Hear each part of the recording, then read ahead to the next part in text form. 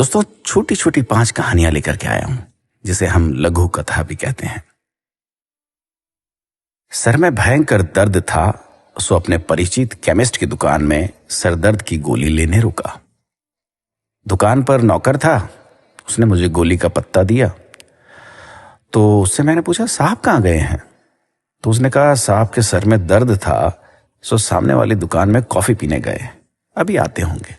मैं अपने हाथ में लिए उस दवाई के पत्ते को देखने लगा। एक दूसरी लघु कथा।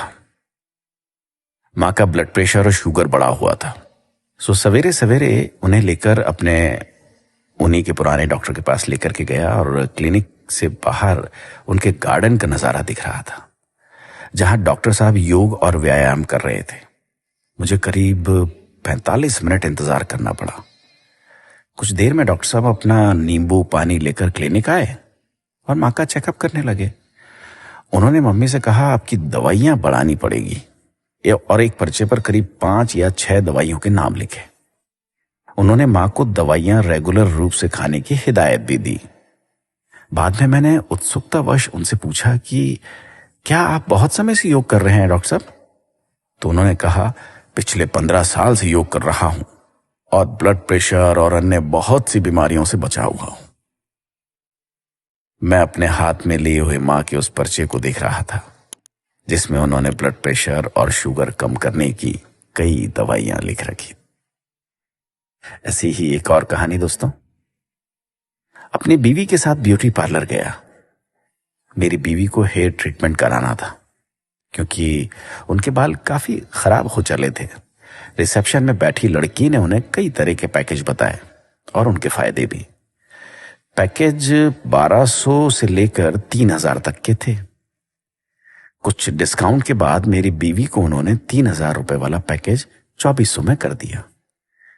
हेयर ट्रीटमेंट के समय जब उनका ट्रीटमेंट करने वाली लड़की के बालों से अजीब सी खुशबू आ रही थी, तो मैंने उससे पूछ लिया, आपने क्या लगा रखा है? कुछ अजीब सी खुशबू आ रही है।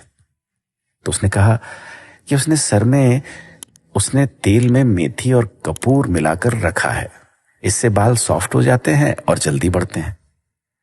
मैं अपनी बीवी की शक्ल देख रहा था, जो 2400 रुपए में अपने बाल अच्छे कराने आई थी। इसी तरह एक और छोटी सी कहानी। मेरी रईस कजीन, जिसका बड़ा डेयरी फार्म है, उसके फार्म पर जाना हुआ मेरा। फार्म में करीब 150 विदेशी गायें थी, जिनका दूध मशीनों द्वारा निकालकर प्रोसेस किया जा रहा था। एक अलग हिस्से में 2 देसी गाय हरा चारा खा रही थी। पूछने पर बताया कि उनके घर पर उन गायों का दूध नहीं आता जो विदेशी हैं, जिनका दूध उनके डेयरी फार्म से सप्लाई होता है, बल्कि परिवार के इस्तेमाल के लिए इन 2 देसी गायों का दूध, दही और घी इस्तेमाल होता है। मैं उन लोगों के बारे में सोच रहा था जो ब्रांडेड दूध को बेस्ट मानकर खरीदते हैं। दोस्तों, ऐसी एक और छोटी सी कहानी। एक प्रसिद्ध रेस्तरां जो कि अपनी विशिष्ट थाली और शुद्ध खाने के लिए प्रसिद्ध है। हम खाना खाने गए वहां पर। निकलते वक्त वहां के मैनेजर ने बड़ी विनम्रता से पूछा, सर खाना कैसा लगा? हम बिल्कुल शुद्ध तेल, घी और मसाले उपयोग करते हैं। हम कोशिश करते हैं बिल्कुल घर जैसा खाना लगे। मैंने खाने की तारीफ की तो उन्होंने अपना विजिटिंग कार्ड देने को अपने केबिन में गए। काउंटर पर एक 3 डब्बों का स्टील का टिफिन रखा हुआ था। एक वेटर ने दूसरे से कहा, सुनील सर का खाना अंदर केबिन में रख दे, बाद में खाएंगे।